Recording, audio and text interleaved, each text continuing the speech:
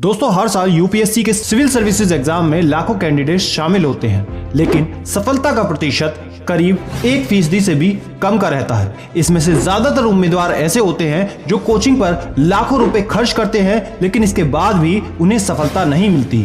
इसका मुख्य कारण है इस परीक्षा की तैयारी करने के लिए रणनीति के बारे में जानकारी का अभाव होना। आज की इस वीडियो में हम 6 ऐसे पॉइंट्स ही जानेंगे जिससे आपकी रणनीति बेहतर हो सके, और साथ ही डिस्कस करेंगे एक सफल आईएएस अधिकारी की सक्सेस स्टोरी। तो वीडियो को आखिरी तक देखते रहना। वीडियो शुरू करने से पहले हमें कमेंट बॉक्स में लिखकर बताएं कि आपने यूपीएससी की तैयारी कौन से साल से शुरू की थी। और अगर आप कोई भी सवाल पूछना चाहते हैं तो डिस्क्रिप्शन और कमेंट बॉक्स में दिए हुए लिंक से फेसबुक और इंस्टाग्राम पर हमसे जरूर जुड़े। पॉइंट नंबर 1, यूपीएससी एग्जाम बहुत मुश्किल होता है, इसलिए इस परीक्षा की तैयारी के लिए ज्यादातर उम्मीदवार कोचिंग ज्वाइन करते हैं। इसके लिए उन्हें लाखों रुपए खर्च करने पड़ते हैं। लेकिन इस परीक्षा को लेकर आईएएस की परीक्षा में सफलता प्राप्त कर चुकी सर्जना यादव का नजरिया कुछ और था। एक इंटरव्यू में उन्होंने बताया कि यह उम्मीदवार की इच्छा पर निर्भर करता है कि वो कोचिंग लेना चाहता है या नहीं। अगर आपको लगता है कि आपके पास संपूर्ण स्टडी मटेरियल है और यूपीएससी के लिए आपकी रणनीति बेहतर है, तो आप सेल्फ स्टडी पर भरोसा करके भी सफलता पा सकते हैं। और यदि आपको लगता है कि कक्षा के वातावरण में बेहतर प्रदर्शन करने में आप सक्षम होंगे, तो आपको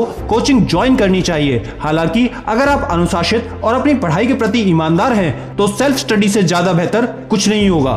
पॉइंट नंबर 2, सर्जना यादव ने दिल्ली टेक्निकल यूनिवर्सिटी से इंजीनियरिंग में ग्रेजुएशन पूरी की। ग्रेजुएशन के बाद TRAI में रिसर्च ऑफिसर के तौर पर काम करने लगी। अपनी फुल टाइम जॉब के साथ साथ सर्जना मैम ने यूपीएससी एग्जाम की तैयारी की, लेकिन पहले 2 प्रयासों में उन्हें सफलता नहीं मिली। लेकिन उन्होंने हार नहीं मानी और गलतियों से काफी कुछ सीखा। सर्जना जी ने परीक्षा की बेहतर तैयारी के लिए 2018 में अपनी नौकरी छोड़ दी। वो कहती हैं कि नौकरी के साथ किए गए प्रयास में वो अपना पूरा ध्यान नहीं दे पा रही थी, लेकिन जब उन्होंने 2008 में अपनी नौकरी से इस्तीफा दे दिया तो उन्होंने फुल टाइम तैयारी शुरू कर दी। हालांकि इसके बावजूद उन्होंने कोचिंग ज्वाइन नहीं की और सेल्फ स्टडी पर भरोसा किया। सेल्फ स्टडी के जरिए सर्जना यादव जी ने साल 2019 में ऑल इंडिया लेवल पर 126वीं रैंक हासिल करके अपने आईएएस ऑफिसर बनने का सपना पूरा किया। पॉइंट नंबर 3, सर्जना यादव जी इंटरव्यू में उम्मीदवारों को एग्जाम के टिप्स देते हुए कहती हैं कि उम्मीदवारों को इस एग्जाम की तैयारी के लिए अपनी क्षमता के अनुसार रणनीति बनानी चाहिए। तैयारी शुरू करने के साथ ही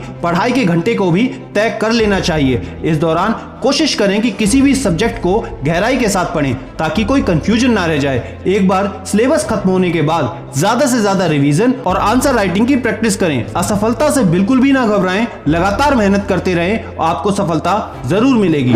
पॉइंट नंबर 4, सर्जना जी आगे कहती हैं कि यूपीएससी का सिलेबस बहुत बड़ा होता है, इसलिए अगर आप प्रत्येक विषय के लिए 2-3 किताबें पढ़ेंगे तो निर्धारित समय में सिलेबस पूरा करना मुश्किल हो जाएगा। वो कहती हैं कि प्रत्येक विषय के लिए एक अच्छी किताब का चयन करें और उसे अच्छी तरह से पढ़ें। साथ ही जरूरी नॉलेज के लिए गूगल की मदद भी ले सकते हैं। पॉइंट नंबर 5, कई उम्मीदवार सभी विषय के नोट्स बनाने में ज्यादा समय बर्बाद करते हैं, जबकि ये जरूरी नहीं है। हालांकि आईएएस उम्मीदवारों को मॉक टेस्ट देना बेहद जरूरी होता है। अपनी गलतियों में सुधार के लिए नियमित रूप से मॉक टेस्ट दें। साथ ही सिर्फ उन विषयों के नोट्स बनाएं जो समझने में कठिन हैं और जिनके लंबे पैराग्राफ होते हैं। इससे आपका समय बचेगा।